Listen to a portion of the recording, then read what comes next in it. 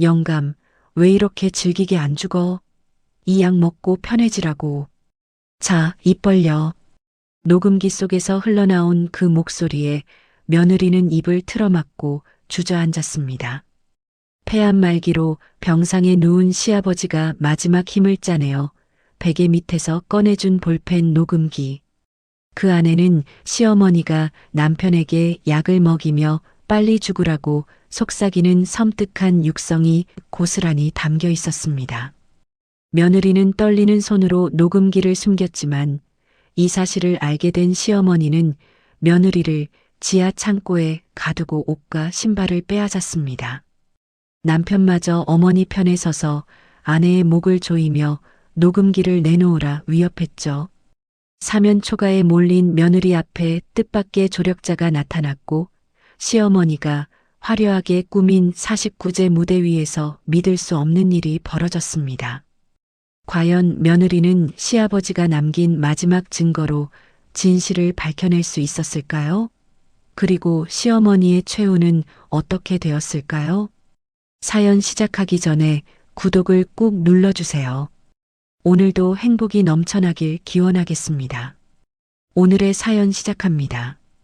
각종 생명 유지 장치의 기계음이 병실 안을 가득 채우고 있었습니다. 삐, 삐, 삐. 규칙적이지만 점점 느려지는 심장 박동 소리가 차가운 병실 벽에 부딪혀 메아리쳤죠. 서울 한복판 대학병원 특실 712호. 창밖으로는 11월의 찬바람이 마른 나뭇가지를 흔들고 있었고 병실 안에는 소독약 냄새와 약품 냄새가 뒤섞여 코끝을 찔렀습니다. 침대 위에 누운 박 회장은 한때 수천 명의 직원을 거느리던 대기업 총수라고는 믿기 어려울 만큼 말라 있었습니다. 광대뼈가 툭 튀어나온 얼굴 위로 산소 마스크가 덮여 있었고 팔뚝에는 파란 혈관이 종이처럼 얇은 피부 아래로 선명하게 비쳤죠. 폐암 말기 선고를 받은 지 석 달. 한숨 한숨이 마치 녹슨 풀무질 소리 같았습니다. 그런 박 회장의 마른 손을 두 손으로 감싸 쥔 채 유지은이 침대 옆 간이의자에 앉아 있었습니다. 지은의 눈 밑에는 며칠째 밤을 지새운 검푸른 그늘이 내려앉아 있었고 볼은 홀쭉하게 패여 있었죠. 지은은 박 회장의 손등을 천천히 주무르며 입술을 깨물었습니다. 차갑고 거친 손이었습니다. 불과 1년 전만 해도 손줄을 번쩍 들어 올리던 크고 따뜻한 손이 이제는 뼈만 앙상하게 남아 지은의 손바닥 안에서 가볍게 떨리고 있었죠. 지은이 수건에 따뜻한 물을 적셔 박 회장의 이마를 닦아주고 있을 때였습니다. 병실 문밖 복도에서 날카로운 목소리가 들려왔습니다. 그래서 사망보험금 수령 절차가 얼마나 걸린다는 거예요? 내가 한가하게 기다리고 있을 사람으로 보여요? 조영자였습니다. 하이힐 굽이 복도 바닥을 딱딱 두드리는 소리와 함께 영자의 목소리가 병실 안까지 또렷하게 스며들었죠. 상속세요? 아이고, 그건 당연히 줄여야죠. 줄여도 한참 줄여야 한다고요. 변호사 양반이 그것도 못해요? 그 많은 수임료 받아먹고 하는 일이 뭐예요, 대체? 지은의 손이 멈췄습니다. 지은은 고개를 돌려 병실 문을 바라봤습니다. 문 너머로 영자의 목소리가 끊이질 않았죠. 보험금은 내 통장으로 바로 넣어요. 아들 계좌 말고 내 계좌로. 내가 몇 번을 말해야 알아들어요? 딱 부러지게 일 처리 좀 합시다. 예. 지은의 턱 근육이 단단하게 굳었습니다. 남편이 죽어가는 병실 바로 앞에서 보험금 이야기를 하다니. 지은은 이를 악물고 다시 박 회장의 손을 잡았습니다. 그때 지은의 손 안에서 박 회장의 손가락이 미세하게 꿈틀거렸습니다. 아버님? 아버님, 저예요. 지은이에요. 지은이 고개를 숙여 박 회장의 얼굴을 들여다봤습니다. 박 회장은 산소 마스크 너머로 혼미한 눈을 간신히 뜨고 있었죠. 초점 없이 흔들리던 눈동자가 천천히 지은의 얼굴 위에 멈췄습니다. 박 회장의 입술이 달싹거렸습니다. 무언가 말하려는 듯 했지만 산소 마스크에 막혀 소리가 새어나오지 않았죠. 아버님, 무슨 말씀이세요? 제가 여기 있어요. 제가 듣고 있으니까 천천히 말씀하세요. 지은이 귀를 박 회장의 입 가까이 가져갔습니다. 박 회장의 숨결이 지은의 귀를 간지럽혔고 끊어질 듯한 목소리가 들려왔습니다. 베개. 네, 베개요? 베개 밑에 뭐가 있어요, 아버님? 박 회장의 눈동자가 느릿하게 아래로 움직였습니다. 자신의 머리 밑, 베개 아래를 가리키는 것이었죠. 뼈만 남은 손가락이 이불 위에서 힘겹게 꿈틀거리며 같은 방향을 가리켰습니다. 지은은 조심스럽게 박 회장의 머리를 한 손으로 받치고 다른 손을 베개 밑으로 밀어 넣었습니다. 손끝에 차가운 금속 감촉이 닿았죠. 지은이 꺼내든 것은 검은색 볼펜 모양의 작은 물건이었습니다. 언뜻 보면 평범한 볼펜이었지만 클립 부분에 아주 작은 붉은 불빛이 깜빡이고 있었습니다. 녹음기였습니다. 그것도 이미 녹음이 진행 중인 상태였죠. 지은이 녹음기를 손에 쥔 채 박 회장을 올려다봤습니다. 박 회장의 눈가에 물기가 맺혀 있었습니다. 그 눈빛은 말하고 있었죠. 제발 이것을 지켜달라고. 제발 진실을 밝혀달라고. 박 회장의 입술이 다시 달싹거렸습니다. 지은아. 네, 아버님. 듣고 있어요. 말씀하세요. 숨겨 아무한테도 보여주면 안 돼. 그 한마디를 내뱉는데 박 회장은 온 힘을 다한 듯 했습니다. 가슴이 크게 한번 들썩이더니 이내 고르지 못한 호흡이 더욱 거칠어졌죠. 지은은 녹음기를 얼른 카디건 안주머니 깊숙이 밀어 넣었습니다. 손이 떨려 2번이나 주머니를 놓쳤지만 3번째 만에 겨우 녹음기를 감출 수 있었죠. 그 순간이었습니다. 삐. 심전도 모니터의 초록색 파형이 출렁이더니 한 줄기 직선으로 쭉 뻗어버렸습니다. 길고 날카로운 경고음이 병실 전체를 뒤흔들었죠. 박 회장의 가슴이 마지막으로 한번 크게 부풀어 올랐다가 천천히 가라앉았습니다. 그리고 다시는 올라오지 않았습니다. 아버님, 아버님, 눈 떠보세요. 아버님. 지은이 박 회장의 어깨를 잡고 흔들었지만 박 회장의 눈은 이미 반쯤 감긴 채 허공을 응시하고 있었습니다. 얼굴에 걸려있던 고통의 주름이 서서히 풀리며 마치 오랜 짐을 내려놓은 사람처럼 평온한 표정이 나왔죠. 간호사들이 뛰어들어왔고 담당 의사가 급히 달려와 박 회장의 맥박과 동공을 확인했습니다. 의사가 고개를 천천히 저었죠. 오후 4시 23분 사망을 확인합니다. 지은의 무릎이 꺾이며 바닥에 주저앉았습니다. 두 손으로 얼굴을 감싸 쥐었지만 손가락 사이로 눈물이 줄줄 흘러내렸죠. 박 회장은 지은에게 친아버지 같은 존재였습니다. 어린 시절 부모를 잃고 외롭게 자란 지은에게 박 회장은 세상에서 유일하게 자신의 편이 되어준 사람이었으니까요. 그런데 바로 그때 병실 문이 벌컥 열렸습니다. 조영자가 들어섰습니다. 검은 캐시미어 코트 위로 금빛 브로치가 번쩍였고 손톱에는 붉은 매니큐어가 말끔하게 칠해져 있었죠. 영자는 병실에 들어서자마자 침대 위 남편의 시신을 힐끗 내려다봤습니다. 딱 한 번이었습니다. 그리고는 마치 출근길에 지나가는 가로수를 보듯 무심하게 시선을 돌려 병실 한쪽 구석에 놓인 소형 감고를 향해 성큼성큼 걸어갔죠. 지은이 눈물 범벅인 얼굴을 들어 영자를 바라봤습니다. 영자는 금고 앞에 쪼그려 앉아 비밀번호를 누르고 있었습니다. 삑, 삑, 삑. 금고 잠금 장치가 오류음을 냈죠. 아이씨, 비번을 또 바꿔놨네. 죽으면서까지 속을 긁어놓고 가는 영감탱이 같으니 영자가 혀를 차며 자리에서 벌떡 일어났습니다. 영자는 침대로 성큼 다가가 이미 숨이 끊어진 박 회장의 환자복 주머니를 거칠게 뒤지기 시작했습니다. 어머님, 지금 뭐 하시는 거예요? 아버님 돌아가신 지 1분도 안 됐는데 이게 뭐 하시는 짓이에요? 지은이 자리에서 일어나며 영자의 팔을 잡았습니다. 영자의 눈이 번뜩 치켜 떠졌죠. 재수 없는 년이 감히 어딜 만져? 이 손 안 치워?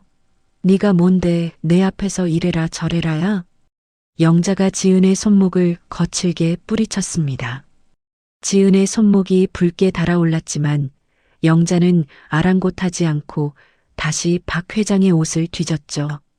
주머니에서 열쇠 하나를 꺼내든 영자의 입꼬리가 살짝 올라갔습니다. 있을 건 다 있네. 쓸데없이 숨기기는. 영자는 그 열쇠를 코트 안주머니에 쑤셔넣고 아무 일 없었다는 듯 병실을 나갔습니다. 3일 뒤 서울 시내 대형 장례식장에 빈소가 마련되었습니다. 하얀 국화꽃이 벽면을 가득 채운 빈소 안에는 박 회장의 영정 사진이 놓여 있었죠. 사진 속 박 회장은 건강하던 시절의 모습 그대로 온화한 미소를 짓고 있었습니다. 영자는 장례 준비를 진두지휘했습니다. 장의사가 최고급 삼배 수의를 들고 오자 영자가 손을 내저었죠. 그거 치워요. 그 비싼 걸 뭐하러 입혀요. 죽은 사람한테 뭘 해줘봤자 알기나 해요. 저기 싸구려 있잖아요. 합성섬유. 그거면 됐어요. 사모님, 그래도 회장님 체면이 있으시니. 장의사가 난감한 표정으로 말을 꺼내자 영자의 목소리가 한 톤 올라갔습니다. 내가 결정하는 거예요. 내가. 쓸데없는 참견하지 마시고 시키는 대로 해요. 알았어요? 장의사는 더 이상 말을 잇지 못했습니다. 그러면서도 영자 자신은 검은 원피스 위에 다이아몬드 반지를 끼고 귀에는 진주 귀걸이를 달았습니다. 조문객을 맞이하는 자리에서 영자는 완벽한 미망인의 모습을 연기했죠. 아이고 여보, 놔두고 어딜 가요? 평생 같이 살자 해놓고 이렇게 먼저 가면 나보고 어쩌라고 그래요. 어떻게. 영자가 영정사진 앞에서 무릎을 꿇고 가슴을 치며 통곡했습니다. 조문객들이 안타까운 눈으로 영자를 부축해 일으켰죠.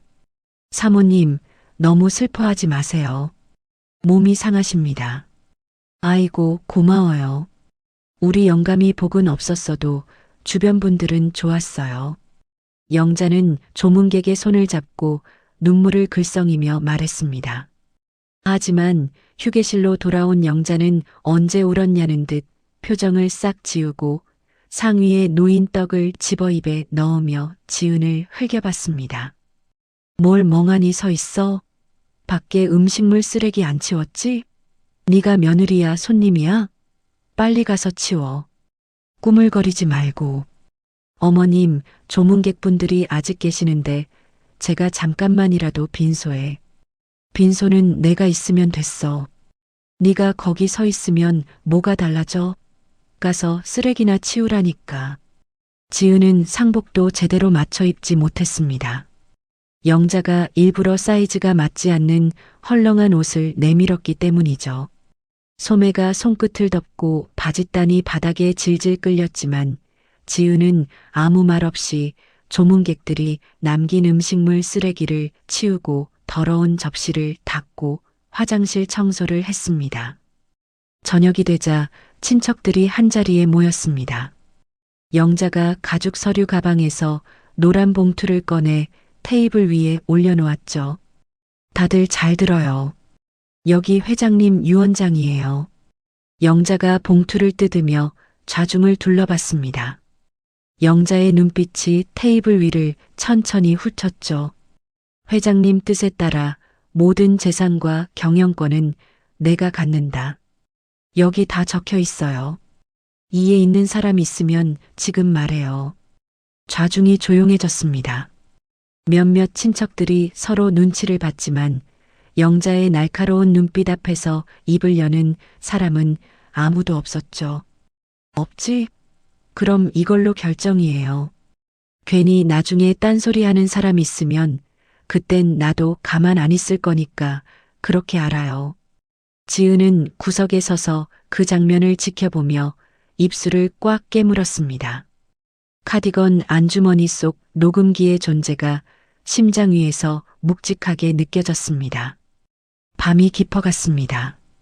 조문객들이 하나둘 떠나고 친척들도 술에 취해 간이 침대에서 코를 골기 시작했죠. 새벽 2시 장례식장은 국화향과 향 연기가 뒤엉킨 무겁고 텁텁한 공기 속에 잠겨 있었습니다. 지은은 잠든 사람들 사이를 빠져나와 복도 끝 여자 화장실로 향했습니다. 화장실 안쪽 가장 구석칸으로 들어가 문을 잠갔죠. 형광등이 지직거리며 흰빛을 내뿜고 있었고 환풍기가 낮게 웅웅거렸습니다. 지은은 변기 뚜껑을 내리고 그 위에 앉았습니다. 카디건 안주머니에서 녹음기를 꺼냈죠. 손가락이 심하게 떨려 녹음기를 하마터면 바닥에 떨어뜨릴 뻔했습니다. 지은은 두 손으로 녹음기를 꽉 움켜쥐고 가방 속에 넣어뒀던 이어폰을 귀에 꽂았습니다. 재생 버튼을 누르자 처음에는 지직거리는 잡음만 흘러나왔습니다.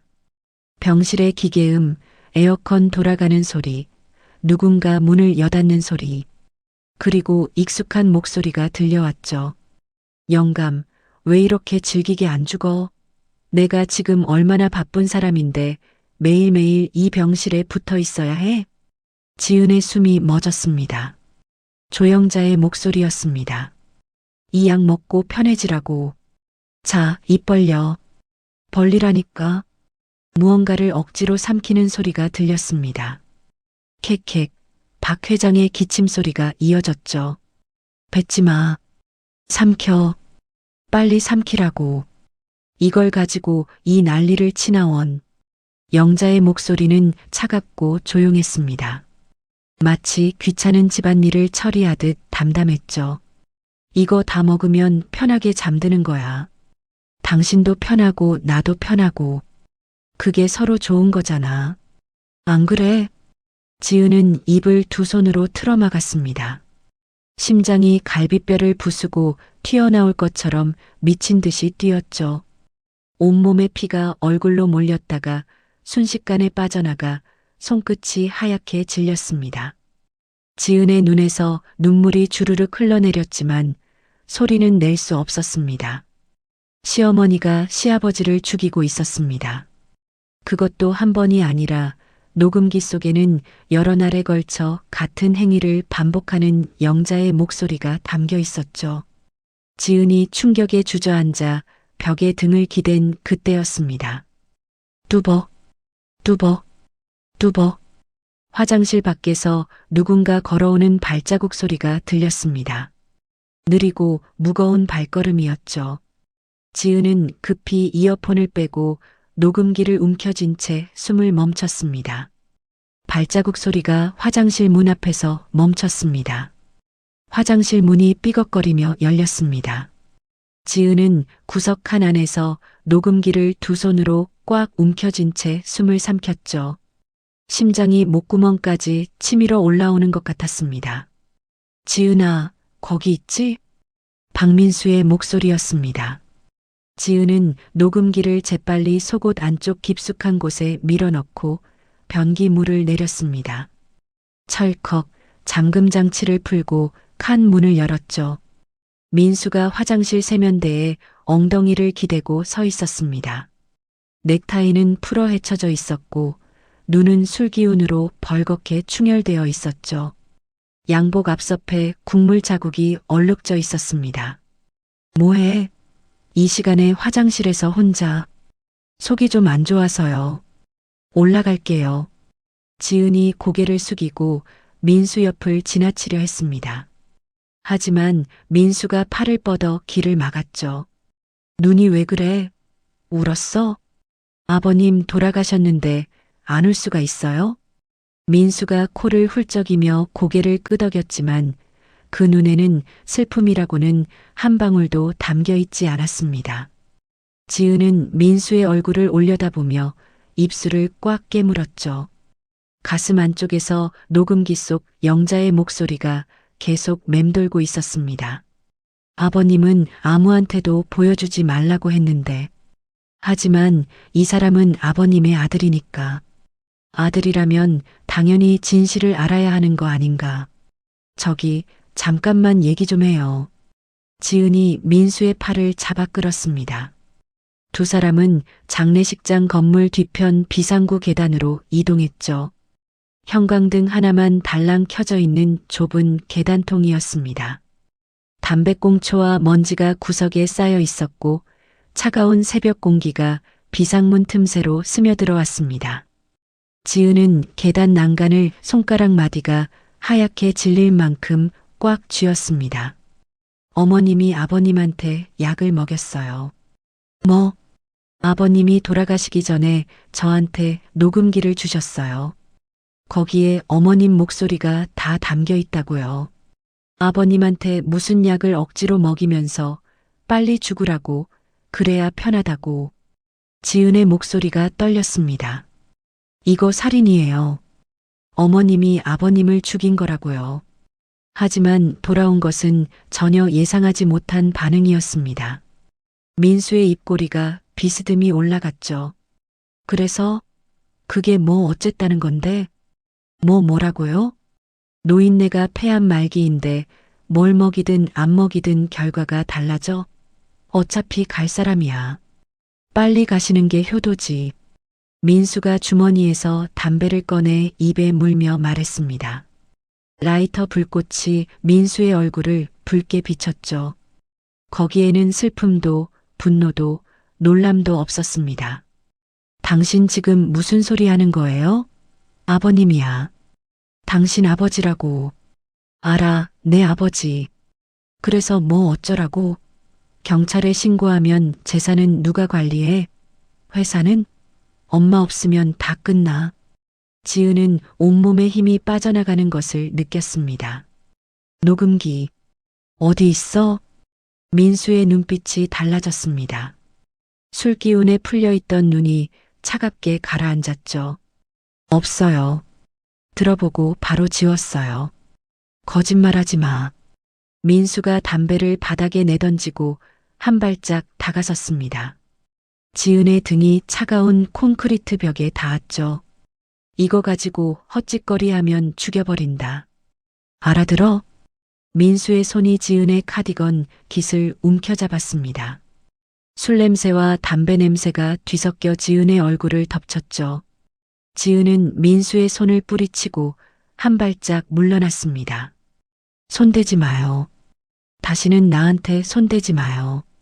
그래, 잘해봐. 네 혼자서 뭘 할 수 있는지. 민수는 돌아서며 휴대폰을 꺼냈습니다. 엄마, 나야. 지금 당장 와봐. 큰일 났어. 문이 닫혔습니다. 지은은 계단통에 홀로 남겨졌죠. 형광등이 지직거리며 깜빡였고 지은의 그림자가 벽 위에서 흔들렸습니다. 채 10분이 지나지 않아 빈소 뒤편 통로에서 하이힐 소리가 빠르게 다가왔습니다. 조영자였습니다. 얼굴이 하얗게 질려 있었고 양쪽에는 검은 양복을 입은 건장한 남자 둘이 따라붙어 있었죠. 어디 있어? 그년이 어디 갔어? 지은은 민수가 나간 직후 본능적으로 자리를 옮겨 창고 사이 좁은 틈에 몸을 숨기고 있었습니다.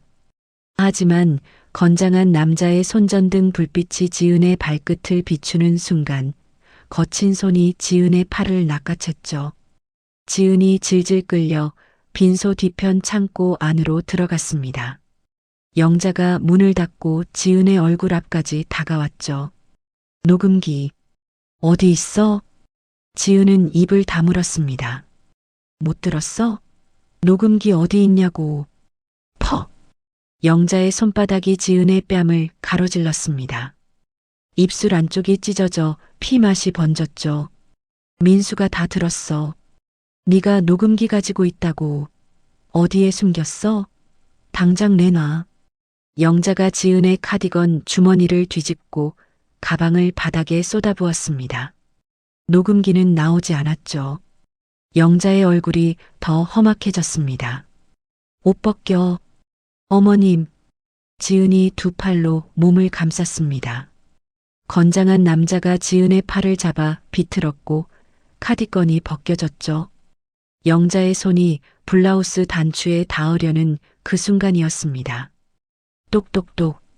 사모님, 김 의원님이 오셨습니다. 영자의 손이 멈췄습니다. 험악하게 일그러져 있던 얼굴에 부드러운 미소가 마스크처럼 씌워졌죠. 며느리가 슬픔에 못 이겨 실신했거든요. 좀 쉬게 해주는 중이에요. 영자가 창고를 나가며 건장한 남자 하나도 따라갔습니다. 남은 남자가 휴대폰을 확인하며 잠깐 고개를 돌린 사이 지은은 창고를 빠져나와 여자 화장실로 뛰어들어갔죠. 지은은 속옷 안에서 녹음기를 꺼냈습니다. 손이 너무 떨려 두 번이나 놓칠 뻔했죠. 구석한 벽에 붙은 생리대 수거함 옆 예비 휴지 보관함을 발견한 지은은 생리대 포장지로 녹음기를 감싸 두루마리 휴지 더미 사이 가장 깊숙한 곳에 밀어 넣었습니다. 다시 끌려 나온 지은에게 영자는 휴대폰과 신발을 빼앗았습니다. 맨발이면 멀리 못 도망가지. 영자가 차갑게 웃었죠. 지은은 빈소 뒤편 가장 어두운 구석에 앉혀졌고 건장한 남자가 바로 옆에 붙어 감시했습니다. 새벽녘 조문객 몇 명이 지은의 부어오른 뺨을 보고 수군거렸습니다. 며느리분 안색이 많이 안 좋으시네요. 아이고, 우리 며느리가 우울증이 심해서요. 슬프면 자기를 때리고 그래요. 제가 더 신경 써야 하는데 걱정이에요. 영자가 손수건으로 눈가를 찍으며 근심 어린 표정을 지었습니다. 빈소 반대편에서는 민수가 소파에 드러누워 도박 앱에 빠져 있었죠. 아버지의 영정 사진이 바로 옆에 놓여 있었지만 민수의 시선은 단 한 번도 그쪽을 향하지 않았습니다. 지은은 뜬 눈으로 밤을 지새웠습니다. 맨발은 시려서 감각이 없어졌고 뺨은 욱신거렸죠. 하지만 머릿속에는 오직 한 가지 생각뿐이었습니다. 녹음기만 지키면 된다. 아버님이 목숨 걸고 남긴 그 증거만 살아남으면 이 지옥에서 빠져나갈 수 있다. 동이 트기 직전 영자가 복도 끝에서 휴대폰을 귀에 대고 낮은 목소리로 통화를 시작했습니다. 최 변호사, 나야. 상속 처리되는 대로 며느리를 정신병원 폐쇄병동에 넣으려고. 보호 입원이라고 하던가 그거 준비해. 영자의 입꼬리가 올라갔습니다. 우울증이 심해서 자해를 한다고 하면 되잖아요. 진단서야 돈 주면 써주는 의사 널렸고 상속 마무리되면 바로 넣을 거니까 빨리 알아봐요. 영자가 전화를 끊고 빈소를 향해 걸어갔습니다. 입술에 립스틱을 덧바르는 영자의 뒷모습은 남편의 장례식장에 온 사람이 아니라 승리를 확신한 사냥꾼의 것이었죠. 빈소 구석에서 지은은 영자의 표정만으로도 알 수 있었습니다. 이 여자는 자신을 절대 그냥 두지 않을 것이라는 사실을요. 지은은 떨리는 맨발을 바닥에 꾹 눌러 디디며 주먹을 꽉 쥐었습니다. 발인 전날 밤이었습니다. 장례식장 로비의 조명은 절반이 꺼져 있었고 복도에는 국화꽃이 시들어가는 쿰쿰한 냄새만 떠돌았죠. 빈소 안쪽에서는 친척 몇 명의 코 고는 소리가 낮게 울렸습니다. 지은을 감시하던 건장한 남자 둘이 교대 시간을 맞아 잠깐 자리를 비웠습니다. 하나는 화장실로, 하나는 로비 자판기 쪽으로 갔죠. 지은은 그 틈을 놓치지 않았습니다. 맨발인 채로 소리 없이 일어나 빈소 뒤편 통로를 따라 걸었죠. 찬 바닥이 발바닥을 찔렀지만 이를 악물고 걸음을 옮겼습니다. 쓰레기를 버리러 가는 척 비닐봉지를 손에 들었습니다. 누군가 보더라도 자연스럽게 보이도록요. 장례식장 뒤편 주차장으로 통하는 철문을 밀자 11월의 새벽 공기가 얼굴을 때렸습니다. 숨을 크게 들이마셨죠. 사흘 만에 처음으로 마시는 바깥 공기였습니다. 주차장에는 검은 세단과 조문객들의 차량이 듬성듬성 서 있었습니다. 가로등 불빛 아래 하얀 입김이 피어올랐죠. 지은은 쓰레기 수거함 쪽으로 걸어가며 주위를 살폈습니다. 그때 어둠 속에서 누군가 지은의 팔을 잡아 끌었습니다. 사모님, 시간이 없습니다. 지은이 비명을 지르려는 순간 그 사람이 재빨리 손을 내밀며 말했죠. 저예요, 최 기사입니다. 회장님, 수행기사 최 기사요. 주차장 구석에 세워둔 낡은 승합차 뒤편이었습니다. 최 기사는 회색 점퍼를 입고 야구 모자를 깊이 눌러 쓴 채 지은을 차 뒤쪽으로 이끌었죠. 차 안에 실내등을 켜자 최 기사의 얼굴이 드러났습니다. 50대 중반의 검게 탄 얼굴에 깊은 주름이 패여 있었고 눈 밑에는 지은 못지않은 검푸른 그늘이 내려앉아 있었습니다. 사모님, 이것부터 보세요. 최 기사가 떨리는 손으로 자신의 휴대폰을 지은 앞에 내밀었습니다. 화면에 영상 하나가 재생되기 시작했죠. 병실이었습니다. 날짜는 박 회장이 돌아가시기 일주일 전이었죠. 영상 속에서 조영자가 병실 문을 열고 들어왔습니다. 주위를 두리번거리며 간호사가 없는 것을 확인한 뒤 핸드백에서 작은 약병을 꺼냈죠. 영자는 침대 옆 링거줄에 연결된 주입구를 열고 약병의 내용물을 주사기로 빨아들여 링거에 주입했습니다. 세상에, 지은의 입에서 신음이 흘러나왔습니다. 이게 차량 블랙박스에 찍힌 건 아닙니다. 제가 병실 앞에 주차된 차 안에서 대기하다가 이상한 낌새를 채고 회장님 병실 창문 너머로 촬영한 겁니다. 최 기사의 목소리도 떨리고 있었죠. 사모님한테 이 영상을 전해드리려고 며칠을 기다렸어요. 근데 그 사람들이 사모님을 꼼짝 못하게 가둬놔서 접근할 수가 없었습니다. 최 기사님, 그러면 이 영상으로 경찰에 갈 수 있는 거죠? 그뿐만이 아닙니다.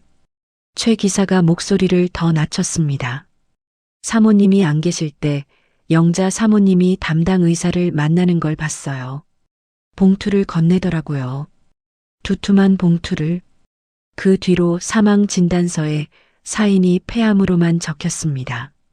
다른 건 일절 조사를 안 했어요. 지은의 손이 파르르 떨렸습니다. 녹음기 속 영자의 목소리와 눈앞의 영상이 겹쳐지며 머릿속에서 퍼즐 조각이 하나둘 맞춰졌죠.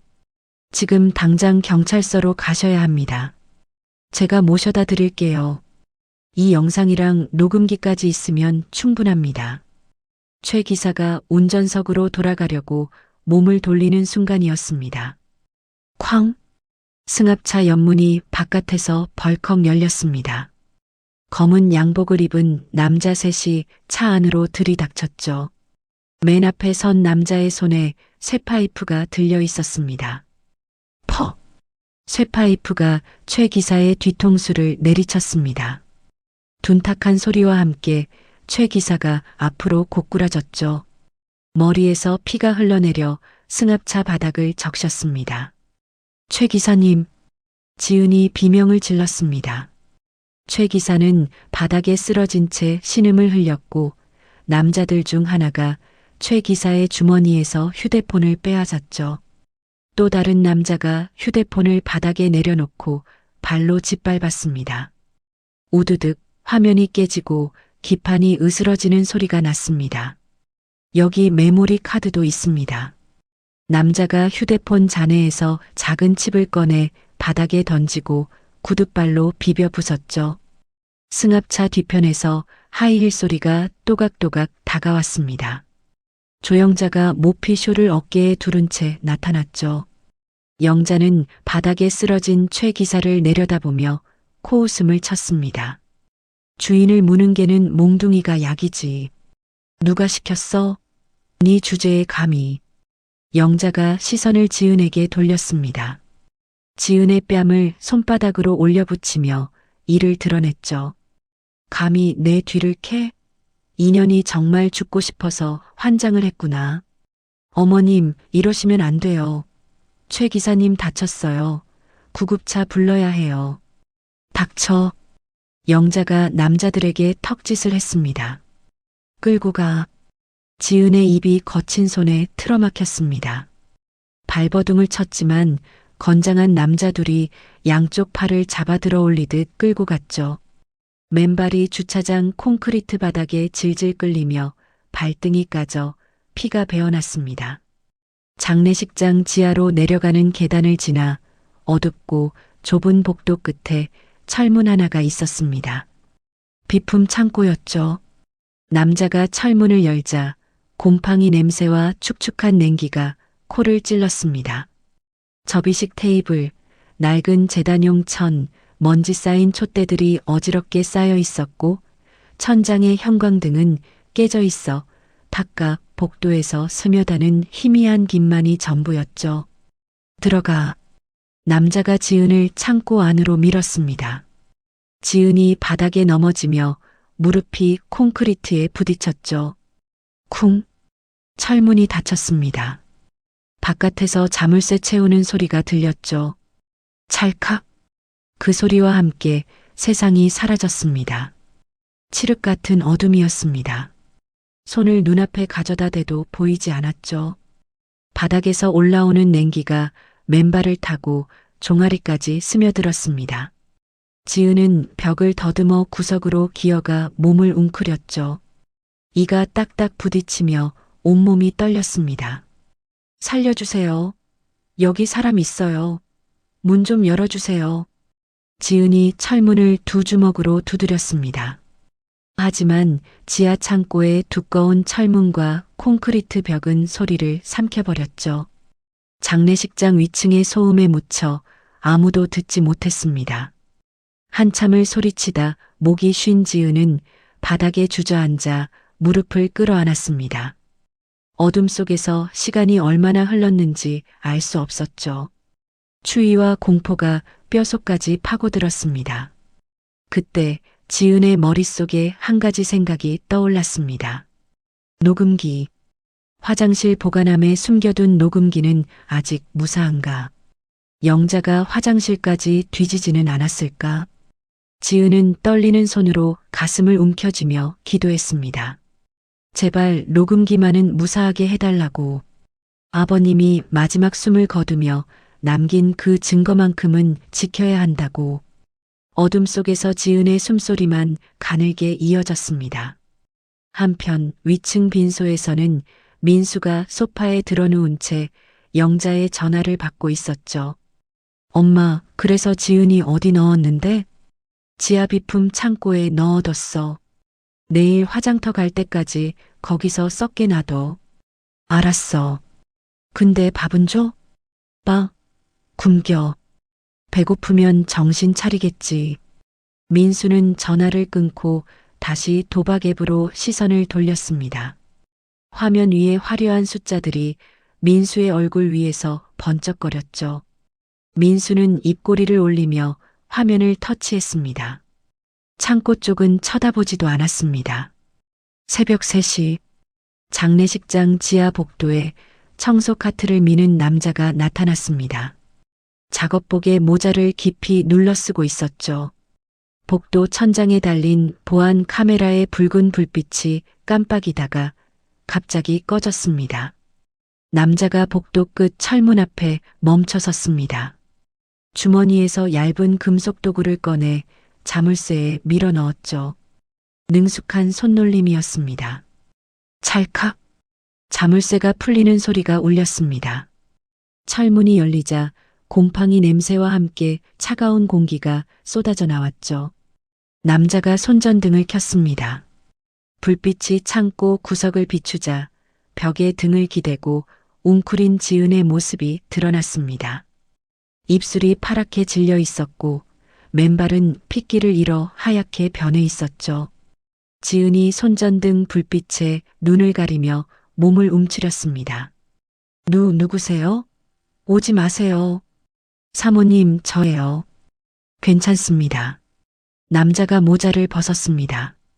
30 중반의 단정한 얼굴이 드러났죠. 지은은 그 얼굴을 알아보지 못했습니다. 누구시라고요? 강우진이라고 합니다. 회장님의 후원 장학생이었습니다. 남자가 점퍼 안주머니에서 사진 한 장을 꺼내 지은 앞에 내밀었죠. 사진 속에는 젊은 시절의 박 회장이 대학교 졸업식에서 한 청년의 어깨를 잡고 환하게 웃고 있었습니다. 그 청년이 바로 눈앞의 남자였죠. 회장님이 제 대학 등록금부터 고시 준비까지 전부 후원해 주셨습니다. 회장님 아니었으면 저는 검사가 되지 못했어요. 검사요? 네. 서울중앙지검 강력부 소속 강우진 검사입니다. 지은의 눈에 물기가 차올랐습니다. 검사라는 말에 얼어붙어 있던 몸이 미세하게 풀리는 것을 느꼈죠. 회장님 돌아가셨다는 소식을 듣고 조문을 왔다가 이상한 낌새를 감지했습니다. 며느리분이 감금당하고 계시다는 걸 확인하고 이렇게 들어온 겁니다. 우진이 청소 카트에서 여성용 작업복과 운동화를 꺼내 지은 앞에 놓았습니다.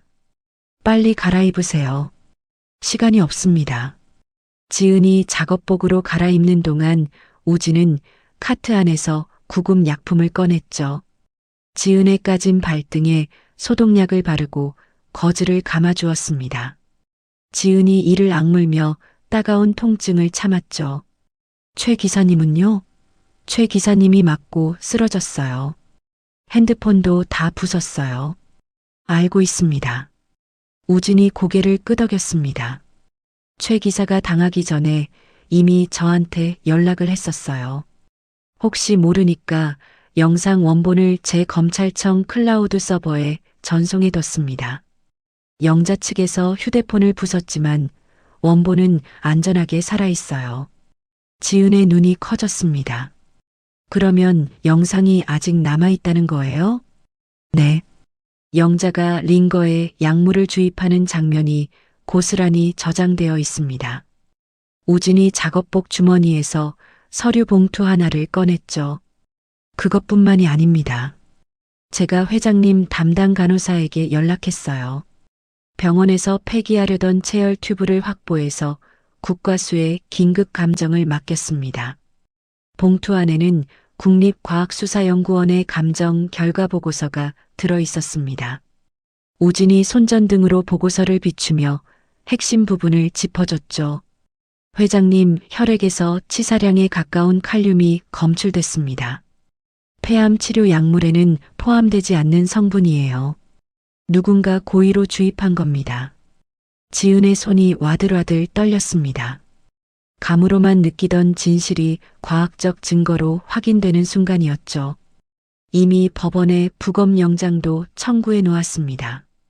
영자 측에서 내일 화장을 강행하려 할 텐데 그 전에 시신을 확보할 계획입니다.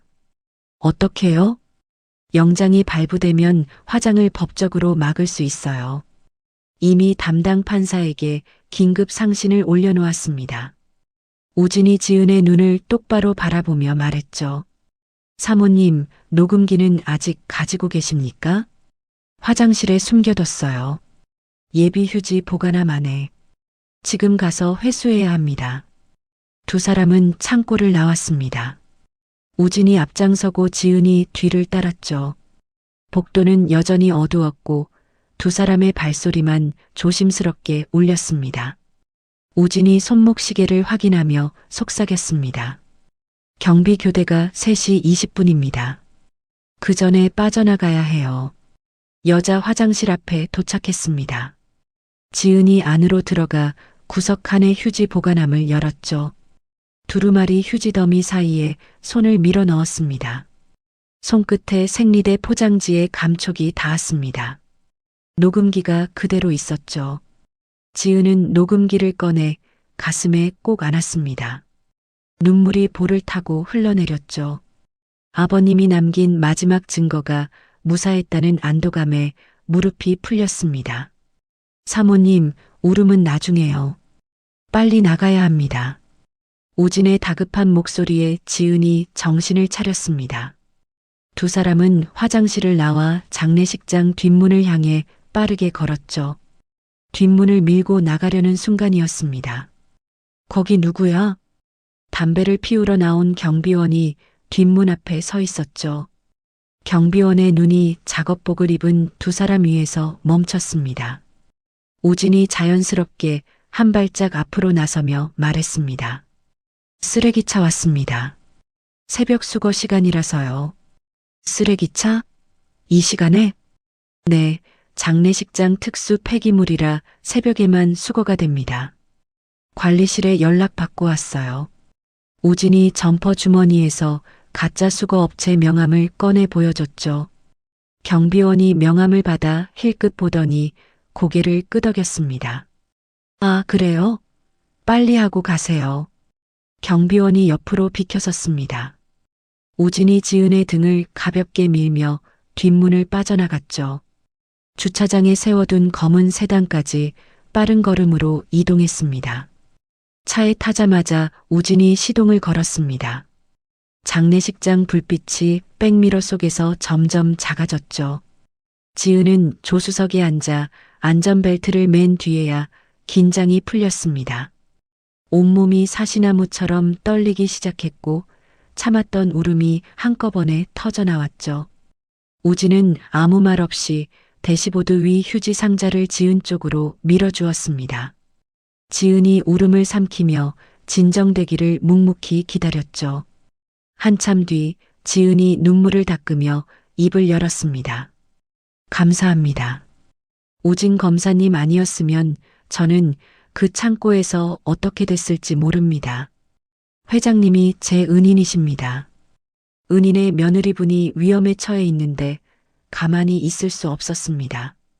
차는 서울 외곽의 한 오피스텔 앞에 멈췄습니다. 우진의 개인 사무실이었죠. 좁은 원룸 안에 책상 하나와 의자 두 개가 놓여 있었고 벽 한쪽에는 화이트보드가 걸려 있었습니다. 화이트보드 위에는 이미 빼곡한 글씨가 적혀 있었죠. 조영자, 박민수, 담당 의사, 변호사. 이름들이 선으로 연결되어 있었고 그 옆에 날짜와 행동 기록이 정리되어 있었습니다. 이건 뭐예요? 회장님 사망에 관련된 인물 관계도입니다. 최 기사에게 처음 연락받은 날부터 정리해 왔어요. 지은이 화이트보드를 천천히 읽어 내려갔습니다. 영자가 의사에게 돈을 건넨 날짜, 민수가 도박 사이트에 접속한 기록, 변호사가 가짜 유언장을 작성한 정황. 모든 것이 날짜 순으로 기록되어 있었죠. 지은은 녹음기를 우진에게 건넸습니다. 이게 아버님이 남기신 녹음기예요. 우진이 녹음기를 조심스럽게 받아들었습니다. 재생 버튼을 눌러 내용을 확인한 뒤 고개를 끄덕였죠. 결정적 증거입니다. 이걸 음성 분석 전문가에게 보내서 조작 여부를 확인받겠습니다. 법정에 제출하려면 목소리가 영자 본인의 것이라는 감정서가 필요해요. 우진이 노트북을 열고 녹음 파일을 서버에 업로드했습니다. 사모님, 내일이 49제죠? 네, 시내 호텔에서 한다고 들었어요. 49제 자리에 정재계 인사들과 기자들이 다 모인다고 합니다.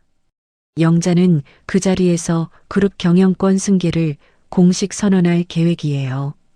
우진이 의자에 앉아 지은을 바라보며 말했습니다.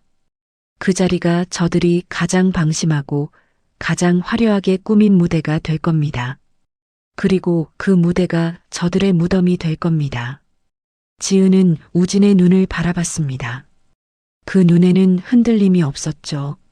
한편 아침 해가 떠오른 장례식장에서는 비명이 울려 퍼지고 있었습니다. 영자가 지하 창고 문을 열었는데 안은 텅 비어 있었던 겁니다. 뭐야? 어디 갔어? 인연이 어디로 간 거야? 영자가 경호원들의 뺨을 번갈아 올려붙이며 소리를 질렀죠. 밤새 뭘 한 거야? 하나도 제대로 못하는 것들이. 경호원들이 고개를 숙인 채 뺨을 감싸 쥐었지만 영자의 분노는 가라앉지 않았습니다. 영자는 이를 악물고 휴대폰을 꺼내 들었죠. 최 변호사, 나야. 며느리가 도망쳤어.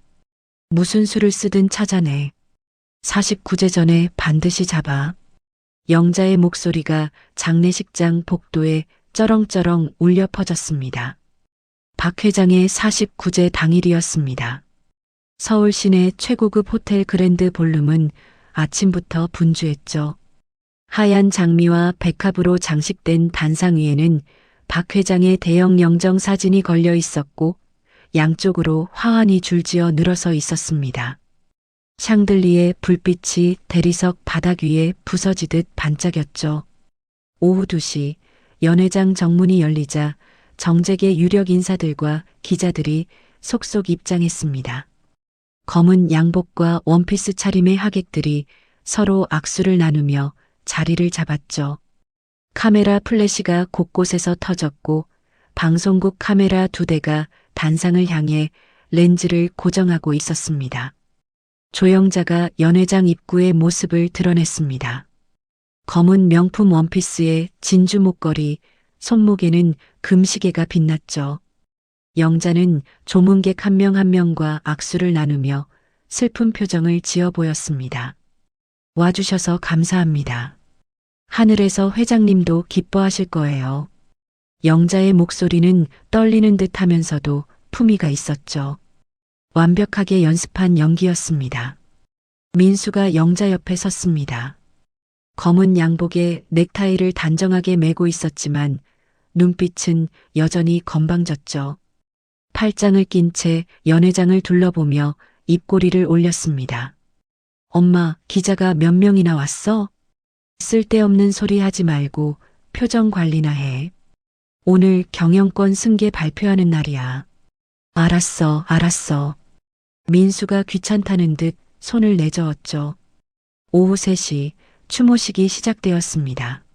사회자가 박 회장의 양력을 읽어내려갔고 추모 영상이 스크린에 재생되었죠. 영자는 맨 앞줄에 앉아 손수건으로 눈가를 찍으며 연신 코를 훌쩍였습니다. 추모 영상이 끝나자 영자가 자리에서 일어나 단상으로 올라갔습니다. 마이크를 잡은 영자의 손에 다이아몬드 반지가 조명을 받아 번쩍였죠. 존경하는 내외 귀빈 여러분. 영자가 목소리를 가다듬으며 말했습니다. 오늘 이 자리는 저의 사랑하는 남편 박 회장을 추모하는 자리입니다. 남편은 평생을 회사와 가족을 위해 헌신한 사람이었습니다. 영자가 눈물을 글썽이며 잠시 말을 멈췄죠. 하객들 사이에서 안타까운 탄식이 흘러나왔습니다. 회장님의 유지에 따라 오늘부터 제가 그룹의 경영을 맡겠습니다. 남편이 이루어 놓은 업적을 반드시 이어가겠습니다. 영자가 옆에 놓인 샴페인 잔을 들어 올렸습니다. 민수도 단상 위로 올라와 어머니 옆에 나란히 섰죠. 카메라 플래시가 연달아 터졌습니다. 그러면 이 자리에서 경영권 승계를 공식적으로 바로 그 순간이었습니다. 펑! 연회장의 모든 조명이 일시에 꺼졌습니다. 칠흑 같은 어둠이 볼륨을 집어삼켰죠. 하객들 사이에서 비명과 웅성거림이 터져나왔습니다. 뭐야, 정전이야? 무슨 일이야? 삐. 비상벨 소리가 천장 스피커에서 날카롭게 울려 퍼졌습니다. 그리고 단상 뒤 대형 스크린이 켜졌습니다. 화면 가득 붉은 글자 2글자가 떠올랐죠. 진실. 지직거리는 노이즈와 함께 영상이 재생되기 시작했습니다. 병실이었습니다. 침대에 누운 박 회장의 링거줄 옆에 한 여자가 서 있었죠. 조영자였습니다. 영자가 핸드백에서 약병을 꺼내 주사기로 내용물을 빨아들이는 장면이 선명하게 잡혔습니다. 영상 속 영자가 링거에 주사 바늘을 꽂으며 입을 열었죠. 빨리 가. 그래야 내가 살지. 영자의 얼굴이 고화질로 클로즈업 되었습니다. 섬뜩한 미소를 짓고 있었죠. 연회장이 일순간 얼어붙었습니다. 하객들의 입이 벌어졌고 기자들이 카메라를 스크린 쪽으로 돌렸죠. 이어서 호텔 스피커 전체에서 터질 듯한 볼륨으로 음성 녹음이 재생되었습니다. 영감, 왜 이렇게 질기게 안 죽어? 이 약 먹고 편해지라고. 자, 입 벌려. 영자의 육성이었습니다. 박 회장의 기침소리와 함께 영자의 차가운 목소리가 연회장 구석구석까지 퍼져나갔죠. 이거 다 먹으면 편하게 잠드는 거야. 당신도 편하고 나도 편하고. 연회장은 비명과 경악으로 아수라장이 되었습니다. 몇몇 하객이 자리에서 벌떡 일어났고 기자들은 미친 듯이 셔터를 눌렀죠. 단상 위의 영자가 샴페인 잔을 바닥에 내동댕이 쳤습니다. 잔이 산산조각 나며 바닥에 흩어졌죠. 꺼. 당장 저거 안 꺼. 이게 뭐야? 누가 이 짓을 한 거야? 영자가 스크린을 향해 와인잔을 집어던졌습니다. 잔이 스크린 표면에 부딪혀 붉은 와인이 흘러내렸지만 영상은 멈추지 않았죠. 영자의 추악한 민낯이 수백 명의 하객 앞에서 계속 재생되었습니다. 저거 꺼. 당장 끄라니까. 영자가 단상에서 내려와 음향 조종실 쪽으로 달려가려 했습니다. 그때 연회장 정문이 활짝 열렸죠. 유지은이 정장 차림으로 문 앞에 서 있었습니다. 사흘 전 창고에 감금당해 초췌하기 짝이 없던 모습은 어디에도 없었죠. 곧게 편 어깨와 단단한 눈빛이 연회장의 조명을 받아 빛났습니다. 지은의 뒤로 법복을 입은 강우진 검사와 수십 명의 광역수사대 형사들이 줄지어 들어섰습니다. 형사들의 검은 조끼에 새겨진 흰 글씨가 선명했죠. 지은이 단상으로 올라갔습니다. 영자의 손에 들린 마이크를 빼앗아 들었죠. 영자가 마이크를 뺏기지 않으려 발버둥 쳤지만 지은의 손이 더 빨랐습니다. 지은이 마이크를 입에 가져가며 연회장을 바라봤습니다. 수백 개의 시선이 지은에게 꽂혔죠. 살인자에게 상속권은 없습니다.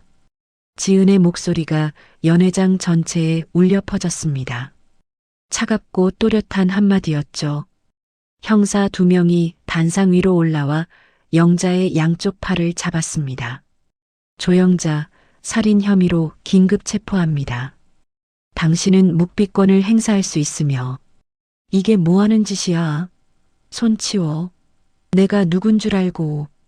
영자가 형사의 얼굴을 손톱으로 핥히며 발악했습니다. 형사의 볼에 붉은 줄이 그어졌죠. 하지만 다른 형사가 재빨리 영자의 팔을 뒤로 꺾어 수갑을 채웠습니다. 찰칵. 수갑이 잠기는 소리가 마이크에 잡혀 연회장 전체에 울렸습니다. 안 돼. 이건 음모야. 전현이 꾸민 거야. 다 거짓말이라고.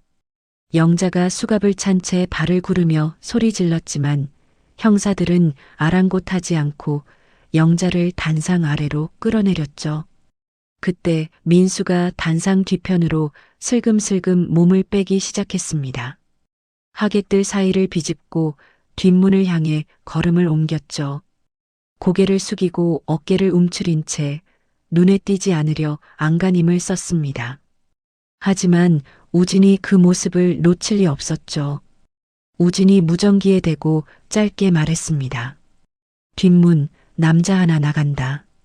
뒷문을 밀고 나가려던 민수의 앞을 사복 형사 3명이 가로막았습니다. 민수가 몸을 돌려 도망치려는 순간 형사 하나가 민수의 다리를 걸어 바닥에 내리꽂았죠. 쿵! 민수의 얼굴이 대리석 바닥에 부딪혔습니다. 코에서 피가 흘러나왔죠. 난 몰랐어. 나는 아무것도 몰랐다고. 다 엄마가 시킨 거야. 민수가 바닥에 엎드린 채 비굴하게 소리 질렀습니다. 형사가 민수의 등 위에 무릎을 꿇고 수갑을 채웠죠. 엄마가 다 한 거라고. 나는 관여 안 했어. 제발. 주변 하객들이 민수를 내려다보며 고개를 저었습니다. 경멸과 혐오가 뒤섞인 눈빛이었죠. 영상이 재생된 지 불과 3분이었습니다. 3분 만에 화려한 추모식장은 체포 현장으로 뒤바뀌었죠. 수갑찬 영자가 형사들에 둘러싸여 연회장 정문으로 끌려나갔습니다. 문 밖에는 이미 뉴스 취재 차량이 대기하고 있었고 카메라 플래시가 쏟아져 내렸죠. 이건 함정이야. 나를 모함하는 거라고. 전현한테 속지 마. 영자가 카메라를 향해 고래고래 소리 질렀지만 형사가 영자의 머리를 숙여 수사 차량 뒷좌석에 밀어 넣었습니다.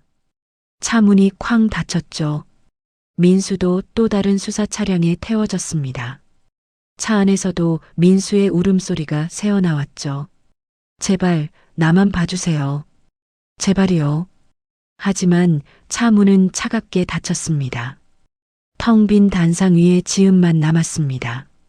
수백 개의 의자가 어지럽게 흩어져 있었고 깨진 샴페인 잔 조각이 조명 아래 반짝였죠. 지은은 단상 위에 놓인 박 회장의 영정 사진을 바라봤습니다. 사진 속 박 회장이 온화한 미소를 짓고 있었죠. 지은의 눈에서 눈물이 한 줄기 흘러내렸습니다. 입술이 달싹거렸죠. 아버님, 다 끝났어요. 우진이 다가와 지은의 어깨를 가만히 감쌌습니다. 지은은 고개를 숙인 채 소리 없이 울었죠. 연회장 창밖으로 늦가을 햇살이 비스듬히 쏟아져 들어오고 있었습니다. 사건이 마무리된 지 한 달이 지났습니다. 조영자와 박민수가 구속되고 법원은 가짜 유언장을 무효로 판결했죠. 박 회장의 진짜 유언장이 금고 속에서 발견되었고 거기에는 모든 재산을 며느리 유지은에게 상속한다는 내용이 적혀 있었습니다. 지은은 변호사와 함께 상속 절차를 밟으며 조금씩 일상을 되찾아가고 있었죠.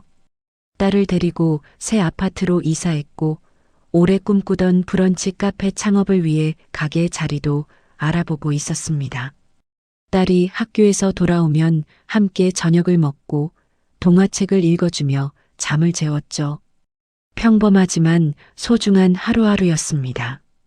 그런데 그날 밤이었습니다. 쿵쿵쿵쿵. 자정이 넘은 시각 현관문이 부서질 듯한 굉음이 아파트 전체를 뒤흔들었습니다. 지은이 잠에서 벌떡 일어나 거실로 나왔죠. 딸이 방에서 울음 섞인 목소리로 불렀습니다. 엄마, 무서워. 괜찮아, 방에 있어. 문 잠그고 나오지 마. 지은이 딸의 방문을 닫아주고 현관으로 향했습니다. 인터폰 화면에 험상궂은 남자 셋이 비춰졌죠. 한 명은 온팔에 문신이 가득했고 다른 한 명은 쇠파이프를 들고 있었습니다. 문 열어. 박민수 마누라 맞지? 문 안 열면 부순다. 지은이 인터폰 너머로 대답했습니다. 누구세요? 이 시간에 뭐 하시는 거예요? 돈 받으러 왔어. 네 남편이 쓴 돈. 문 열어. 발로 문을 걷어차는 소리가 연달아 울렸죠. 지은은 급히 경찰에 신고 전화를 걸었습니다. 하지만 신고를 마치기도 전에 현관 도어록이 뜯기는 소리가 났죠. 쾅! 문이 열렸습니다. 신발을 신은 채 남자 셋이 거실로 들이닥쳤죠. 맨 앞에 선 문신 남자가 거실을 둘러보며 코웃음을 쳤습니다. 꽤 잘 사네. 남의 돈으로. 남자들이 거실을 휘저었습니다. 소파 쿠션을 바닥에 내동댕이 치고 식탁 위 그릇을 쓸어 깨뜨렸죠. 한 남자가 붉은 페인트통을 꺼내 거실 벽에 커다란 글씨를 휘갈겼습니다. 돈 갚아. 붉은 글자가 하얀 벽 위에서 핏빛처럼 번졌죠. 이게 뭐 하는 짓이에요? 나가요. 경찰 불렀어요. 지은이 소리쳤습니다. 문신 남자가 지은 앞으로 성큼 다가오더니 지은의 멱살을 움켜잡았죠. 경찰이 오면 뭐가 달라져? 네 이름으로 보증 선거 알지? 남자가 주머니에서 구겨진 서류 뭉치를 꺼내 지은의 얼굴 앞에 들이밀었습니다. 차용증이었죠. 맨 아래 서명란에 유지은이라는 이름과 인감 도장이 찍혀 있었습니다. 뭐예요, 이게? 나는 이런 거 쓴 적 없어요. 없긴 뭐가 없어? 여기 네 도장 찍혀 있잖아. 네 남편이 쓴 돈 48억. 이자까지 하면 60억 넘어. 어디서 갚을 건지 빨리 말해. 지은의 머릿속이 하얘졌습니다. 민수가 자신의 인감도장을 훔쳐 서류를 위조한 것이었죠. 구속되기 직전에 벌인 짓이었습니다. 나는 모르는 일이에요. 남편이 몰래 한 거라고요. 그건 니네 집안 사정이고 우린 돈만 받으면 돼. 부부는 연대 책임이야. 문신 남자가 지은의 멱살을 놓으며 뒤로 물러섰습니다. 그리고 뒷주머니에서 사진 한 장을 꺼내 지은의 코앞에 들이댔죠. 지은의 심장이 멈추는 것 같았습니다. 사진 속에는 교복을 입은 지은의 딸이 초등학교 정문 앞에서 걸어가는 모습이 찍혀 있었죠. 뒷모습이었지만 빨간 책가방과 묶어 올린 머리카락은 틀림없이 딸이었습니다. 예쁜 딸이네. 학교 매일 저기로 다니더라. 이 사진 뭐예요? 우리 딸한테 뭐 하려는 거예요? 신고하면 애 학교 못 다닐 줄 알아. 우리가 얼마나 끈질긴지 모르지? 남자들이 킬킬거리며 현관으로 향했습니다. 나가면서 문신 남자가 돌아보며 말했죠. 사흘 줄게. 사흘 안에 첫 회분 5억 안 들고 오면 다음엔 이렇게 안 끝나. 쿵. 문이 닫혔습니다. 지은은 거실 바닥에 주저앉았죠. 깨진 그릇 조각 위에 무릎이 닿았지만 아픈 줄도 몰랐습니다. 딸의 사진이 뇌리에서 떠나지 않았죠. 다음 날 아침 현관 앞에 검은 비닐봉지가 놓여 있었습니다. 지은이 봉지를 열자 목이 잘린 닭의 사체가 쏟아져 나왔죠. 피가 봉지 밖으로 번져 현관 바닥을 적시고 있었습니다. 아파트 복도 벽에는 지은의 이름과 전화번호가 적힌 전단지가 도배되어 있었죠. 사기꾼의 아내, 돈 떼먹는 년. 이웃 주민들이 문을 열고 전단지를 보며 수군거렸습니다. 지은은 구치소로 민수를 찾아갔습니다. 면회실 유리 너머로 민수가 죄수복을 입고 앉아 있었죠. 한 달 만에 본 민수의 얼굴은 수염이 덥수룩하게 자라 있었고 눈 밑에 짙은 그늘이 내려앉아 있었습니다. 왜 그랬어요? 왜 내 도장을 훔쳐서 그런 짓을 한 거예요? 민수가 코를 킁킁거리며 대답했죠. 해외 사이트에서 대박 날 뻔했어. 조금만 더 넣으면 됐는데 판이 꼬인 거야. 48억이 조금이에요?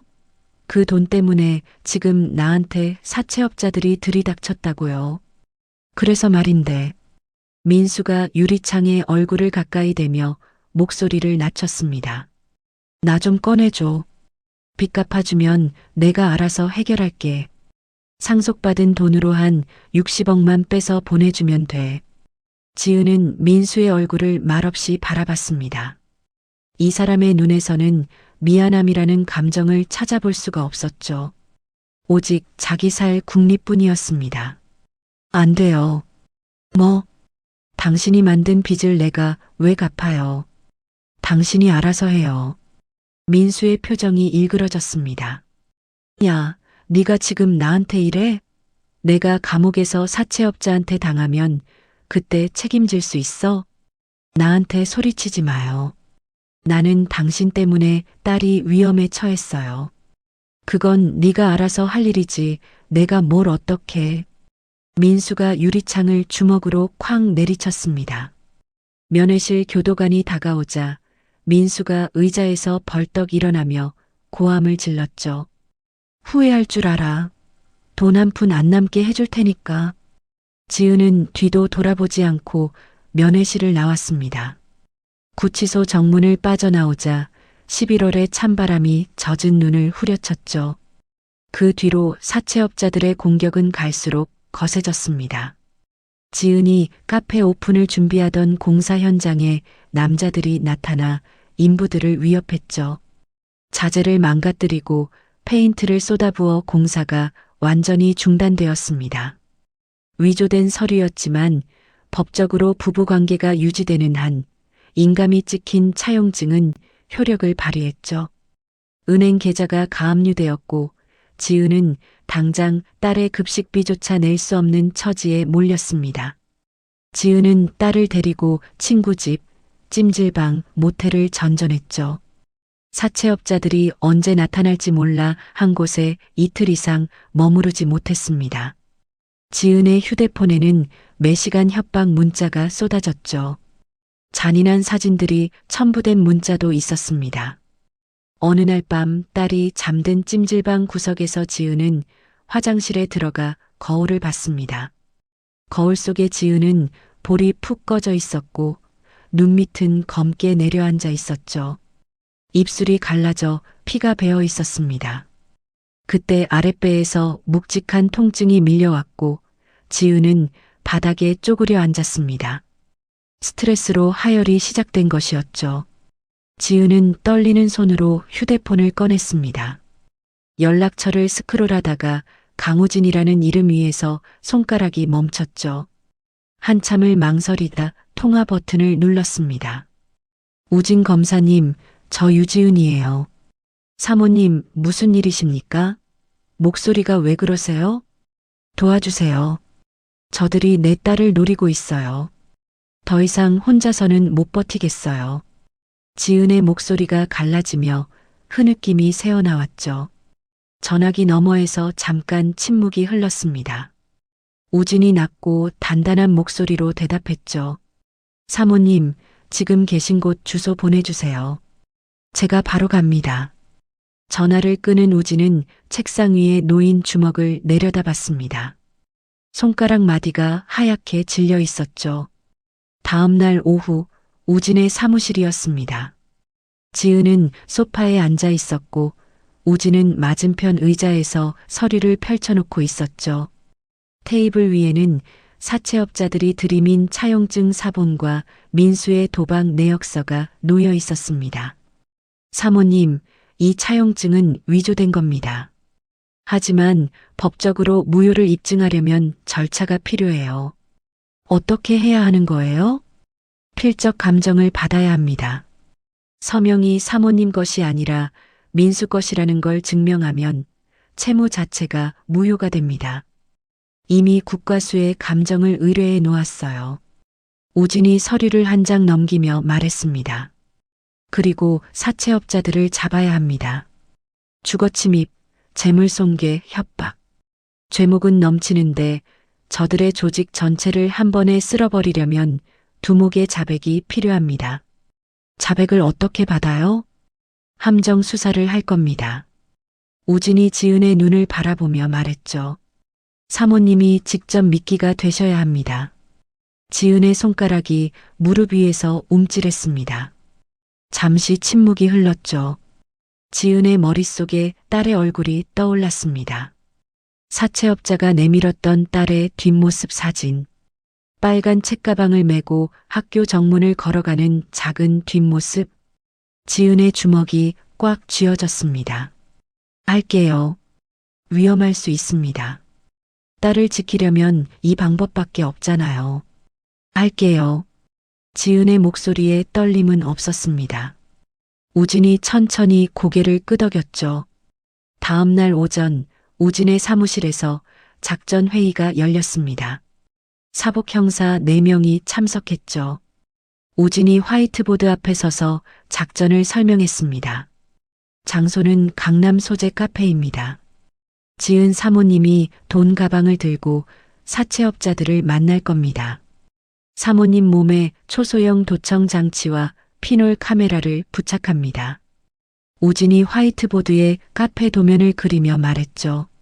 형사 2명은 카페 내부의 손님으로 위장해 앉아 있고 나머지 2명은 뒷골목 차량에서 대기합니다. 두목이 위조 사실을 시인하는 순간 제가 신호를 보내면 동시에 진입합니다. 두목이 순순히 말할까요? 형사 하나가 물었습니다. 사모님이 유도 신문을 하실 겁니다. 이미 시나리오는 짜놓았습니다. 우진이 지은에게 A4 용지 한 장을 건넸죠. 지은이 종이를 받아 읽어 내려갔습니다. 대화 유도 순서가 적혀 있었죠. 지은의 눈이 종이 위를 천천히 훑쳤고 고개를 끄덕였습니다. 오후 3시 강남의 한 카페였습니다. 평일 오후라 손님이 많지 않았죠. 통유리 너머로 가로수 잎이 바람에 흔들렸고 스피커에서는 잔잔한 피아노 곡이 흘러나왔습니다. 지은은 카페 안쪽 구석 자리에 앉아 있었습니다. 테이블 위에 검은 가방 하나가 놓여 있었죠. 지은의 블라우스 안쪽 단추 부분에 피놀 카메라가 숨겨져 있었고 귀걸이 뒤쪽에 초소형 마이크가 부착되어 있었습니다. 카페 입구 쪽 창가에 사복 형사 한 명이 노트북을 펴놓고 앉아 있었고 계산대 근처에 또 한 명이 커피를 마시고 있었죠. 문이 열리며 문신 남자 셋이 들어왔습니다. 두목이 맨 앞에 섰죠. 두꺼운 금목걸이가 셔츠 밖으로 드러나 있었고 검지에 해골 반지가 끼워져 있었습니다. 두목이 지은 맞은편에 앉으며 검은 가방을 턱으로 가리켰죠. 가져왔어? 가져왔어요. 지은이 가방 지퍼를 열어 보여줬습니다. 돈다발이 빼곡하게 들어 있었죠. 진짜 돈은 매니 한 줄뿐이었고 나머지는 모형이었지만 두목은 알아채지 못했습니다. 진작 이럴 것이지. 두목이 입꼬리를 올리며 안쪽 주머니에서 서류 뭉치를 꺼냈죠. 위조된 차용증 원본과 함께 또 다른 종이 한 장이 있었습니다. 여기 신체 포기 각서도 써. 앞으로 딴소리 못하게. 지은이 서류를 받아들며 천천히 입을 열었습니다. 이거 써드릴게요. 근데 한 가지만 확인할게요. 뭔데? 이 차용증. 남편이 내 도장 몰래 훔쳐서 찍은 거 아시잖아요. 그거 알면서 돈을 빌려주신 거죠? 두목이 코웃음을 쳤습니다. 그게 중요해? 도장 찍혀 있으면 그만이야. 그러니까 남편이 제 허락 없이 도장 가져간 거 알고 계셨다는 거죠? 알았지. 그 양반이 솔직하게 말했어. 마누라 몰래 가져왔다고. 근데 그게 뭐 어때서? 우린 돈만 받으면 돼. 지은의 귀걸이 뒤 마이크가 두목의 목소리를 선명하게 잡아냈습니다. 블라우스 안쪽 카메라가 두목의 얼굴과 서류를 함께 촬영하고 있었죠. 지은이 테이블 위 물컵을 들어 한 모금 마셨습니다. 그리고 물컵을 테이블에 내려놓았죠. 탁! 그 소리가 신호였습니다. 카페 입구 쪽 창가에 앉아있던 사복 형사가 노트북을 덮으며 자리에서 일어났습니다. 계산대 쪽 형사도 커피잔을 내려놓고 움직였죠. 동시에 카페 뒷문이 열리며 우진과 형사 2명이 들이닥쳤습니다. 꼼짝 마. 서울중앙지검이다. 두목이 의자를 뒤로 밀며 벌떡 일어났습니다. 옆에 있던 부하가 주먹을 휘두르며 형사에게 덤볐죠. 형사가 부하의 팔을 꺾어 바닥에 제압했고 우진이 두목의 뒤를 잡아 테이블 위에 엎어뜨렸습니다. 쾅! 두목의 얼굴이 테이블에 부딪혔죠. 금목걸이가 끊어져 바닥에 떨어졌습니다. 이 새끼들이 니니가 뭔데? 불법 고리대금업, 주거침입, 협박, 재물손괴. 죄목 더 듣고 싶어? 우진이 두목의 팔을 뒤로 꺾으며 수갑을 채웠죠. 찰칵. 부하 2명도 차례로 제압되어 바닥에 엎드린 채 수갑이 채워졌습니다. 카페 안은 순식간에 아수라장이 되었다가 형사들이 상황을 정리하며 고요해졌죠. 우진이 두목의 가방에서 장부와 노트북을 압수했습니다. 장부에는 수십 명의 피해자, 이름과 대출 금액이 빼곡히 적혀 있었죠. 조직적인 불법 고리대 금업의 전모가 드러났습니다. 우진은 범죄단체 조직죄까지 적용하여 일당 전원을 구속시켰죠. 이틀 뒤 국과수에서 필적 감정 결과가 나왔습니다. 차용증의 서명 필체는 지은의 것이 아닌 민수의 것으로 명확히 확인되었죠. 법원은 즉시 채무 무효 판결을 내렸고 가압류되었던 은행 계좌도 풀렸습니다. 지은은 이 증거를 토대로 민수에게 이혼 소송과 사문서 위조 고소를 동시에 진행했습니다. 양육권과 위자료 전액을 청구했죠. 구치소 면회실이었습니다. 유리 너머로 민수가 앉아 있었죠. 이혼 서류를 건네받은 민수의 얼굴이 하얗게 질렸습니다. 이혼이라고? 지은아, 잠깐만. 내가 잘못했어. 한 번만 봐줘. 제발. 늦었어요. 나 여기서 나가면 달라질 거야. 정말이야. 도박도 끊을게. 제발 한 번만. 민수가 유리창에 이마를 대며 울먹였죠. 콧물이 줄줄 흘러내렸습니다. 당신은 아버님이 돌아가시는 걸 보고도 돈 타령을 했어요. 내가 감금당하고 맞는 걸 보면서 도박이나 했고 내 도장을 훔쳐서 빚까지 떠넘겼잖아요. 지은의 목소리는 차분했습니다. 떨림도 분노도 없었죠. 당신한테는 더 이상 줄 기회가 없어요.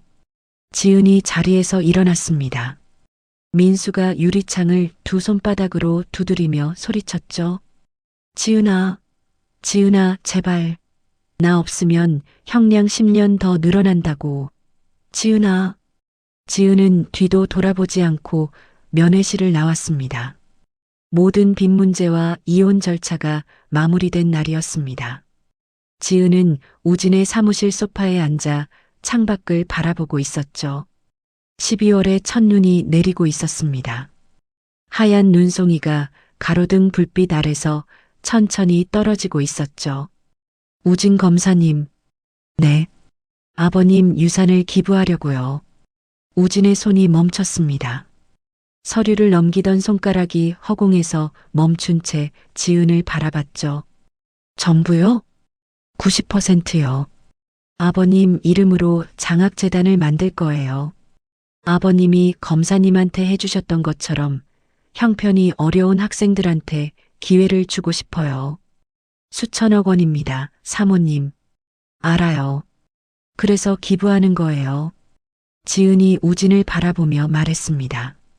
이 돈 때문에 아버님이 돌아가셨고 시어머니는 살인을 했고 남편은 도박에 빠졌고 사채업자들이 제 딸을 위협했어요. 이 돈이 우리 가족을 망가뜨린 거예요. 지은의 목소리가 잠깐 갈라졌다가 다시 단단해졌죠. 나머지 10%로 딸 키우고 작은 카페 하나 차리면 돼요. 그걸로 충분해요. 우진은 한참 동안 지은의 얼굴을 바라보다가 고개를 끄덕였습니다. 일주일 뒤 기자회견장이었습니다.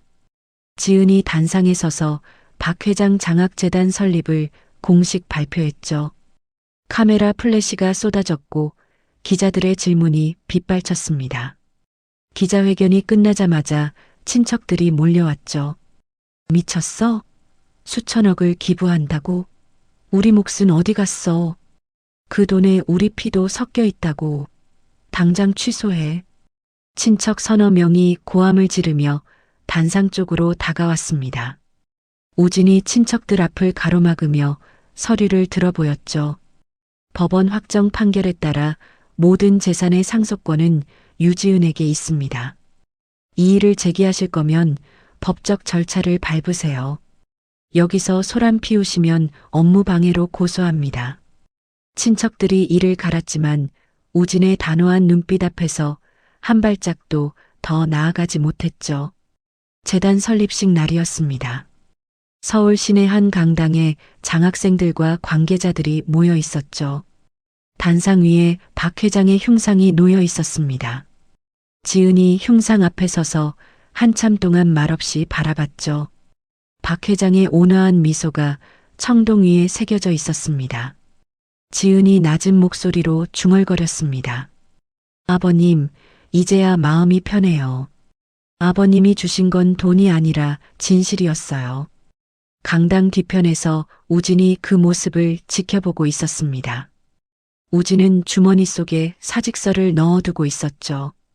검사복을 벗고 재단의 법률 자문으로 남겠다는 결심을 이미 마친 뒤였습니다. 1년이 흘렀습니다. 12월에 차가운 바람이 물러가고 이듬해 봄이 오고 여름이 지나 다시 가을이 찾아왔죠. 동해 바다가 내려다 보이는 해안가 언덕 위에 작은 카페가 문을 열었습니다. 하얀 페인트를 칠한 나무 간판에 정갈한 글씨가 새겨져 있었죠. 박 회장의 뜰. 카페 앞마당에는 코스모스가 바닷바람에 흔들리고 있었고 입구에 놓인 나무 벤치 위로 아침 햇살이 따스하게 내려앉아 있었습니다. 문을 열면 각 구운 빵 냄새와 원두 볶는 고소한 향이 코끝을 감쌌죠. 카페 안쪽 벽면에는 액자들이 나란히 걸려 있었습니다. 재단 장학생들이 보내온 감사 편지가 정성스럽게 끼워져 있었고 그 옆에 박 회장이 환하게 웃고 있는 사진이 걸려 있었죠. 사진 속 박 회장은 건강하던 시절 그대로 온화한 눈으로 카페를 찾는 사람들을 내려다보고 있었습니다. 지은이 주방에서 나왔습니다. 베이지색 앞치마를 두르고 쟁반 위에 갓 구운 크루아상과 커피를 올려 손님에게 가져다 줬죠. 여기요, 맛있게 드세요. 지은의 얼굴에 환한 미소가 번졌습니다. 1년 전에 초췌하고 지친 모습은 어디에도 없었죠. 볼에 건강한 핏기가 돌았고 눈가에 잔잔한 웃음주름이 잡혀 있었습니다. 사장님, 여기 빵 정말 맛있어요. 서울에서 여기까지 올 만한 가치가 있네요.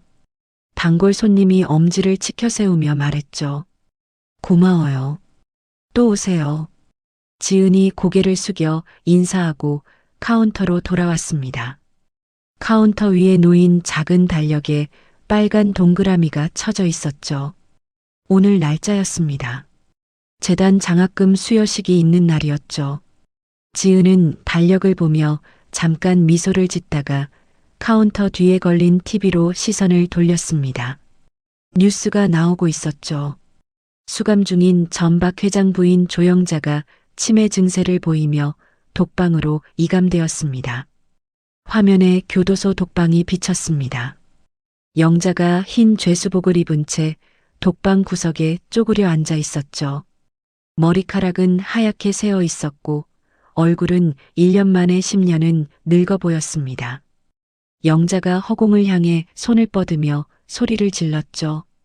내 돈 내놔. 그 돈 다 내 거야. 내놔. 아무도 없는 독방 벽을 향해 고래고래 소리치는 영자의 모습은 1년 전 호텔 연회장에서 화려한 명품을 두르고 경영권을 선언하던 여자와는 전혀 달랐습니다. 뉴스 화면이 바뀌었죠. 한편 출소한 박민수는 사회 복귀에 실패하여 서울역 인근에서 노숙 생활을 하고 있는 것으로 알려졌습니다. 화면에 서울역 지하도가 비쳤습니다. 골판지 박스를 깔고 누워있는 민수의 모습이 잡혔죠. 수염이 덥수룩하게 자라 있었고 옷은 때가 절어 원래 색을 알아볼 수 없었습니다. 옆에 빈 소주병이 나뒹굴고 있었죠. 민수가 옆에 누운 노숙자와 술을 두고 말다툼을 벌이다가 상대에게 뺨을 맞고 바닥에 낮아빠졌습니다. 지은은 TV를 바라보다가 조용히 리모컨을 집어들었습니다. 채널을 돌렸죠. 표정에 변화가 없었습니다. 동정도 분노도 안도도 아닌 그저 담담한 얼굴이었죠. 그 사람들은 이제 지은의 세상에 존재하지 않았습니다. 오후가 되자 카페 문이 열리며 익숙한 목소리가 들려왔습니다. 아저씨, 빨리빨리. 지은의 딸이 뛰어들어왔죠. 빨간 원피스를 입고 머리에 리본을 단 딸이 카운터를 지나쳐 안쪽으로 달려갔습니다. 딸의 뒤를 따라 우진이 카페로 들어섰죠. 편한 셔츠에 면바지 차림이었습니다. 검사 시절의 날카로운 인상은 누그러져 있었고 얼굴에 부드러운 미소가 걸려 있었죠. 오늘 장학금 수여식 때문에 일찍 왔어요. 서류 정리할 게 좀 있어서. 고마워요. 커피 줄게요. 지은이 에스프레소 머신 앞에 서서 커피를 내렸습니다. 우진이 카운터에 기대서며 카페 안을 둘러봤죠. 손님 많네요. 잘 되고 있구나. 덕분이에요. 검사님 아니었으면 이 카페도 없었을 거예요. 검사님은 이제 아닌데요. 우진이 웃으며 앞치마를 집어들었습니다. 능숙하게 허리에 두르고 매듭을 지었죠. 그리고 지은 옆에 서서 주문을 받기 시작했습니다. 어서 오세요. 뭐 드릴까요? 손님이 우진과 지은을 번갈아 보며 물었죠. 두 분이 부부세요? 지은과 우진이 동시에 고개를 돌려 서로를 바라봤습니다. 지은의 귀끝이 살짝 붉어졌고 우진이 머리를 극적이며 웃었죠. 아, 그건 커피 나왔습니다. 맛있게 드세요. 지은이 재빨리 커피잔을 내밀며 화제를 돌렸습니다. 우진이 입꼬리를 올리며 고개를 저었죠. 딸이 카페 안쪽 테이블에 앉아 색연필로 그림을 그리고 있었습니다. 도화지 위에 세 사람이 손을 잡고 서 있는 그림이었죠. 가운데 작은 사람이 자기 자신이었고 양쪽에 큰 사람 둘이 서 있었습니다. 그림 위에 삐뚤빼뚤한 글씨로 우리 가족이라고 적혀 있었죠. 해가 기울기 시작했습니다. 손님들이 하나둘 자리를 뜨고 카페 안이 조용해졌죠. 지은이 앞치마를 벗고 테라스 문을 열었습니다. 바닷바람이 머리카락을 흩날렸죠. 수평선 너머로 해가 내려앉으며 하늘이 주황빛에서 붉은빛으로 물들어가고 있었습니다. 우진이 딸의 손을 잡고 테라스로 나왔죠. 세 사람이 나란히 나무 벤치에 앉았습니다. 딸이 가운데, 지은이 왼쪽, 우진이 오른쪽이었죠. 지은이 주머니에서 무언가를 꺼냈습니다. 검은색 볼펜 모양의 녹음기였죠. 1년 전 박 회장이 마지막 숨을 거두며 건네준 그 녹음기였습니다. 클립 부분의 붉은 불빛은 이미 꺼져 있었고 표면에는 잔 흠집이 나 있었죠. 지은이 녹음기를 손바닥 위에 올려놓고 한참 동안 바라봤습니다. 다 끝난 거예요. 대법원 확정 판결까지 전부 끝났으니까 이제 그건 짐이 아니라 추억이에요.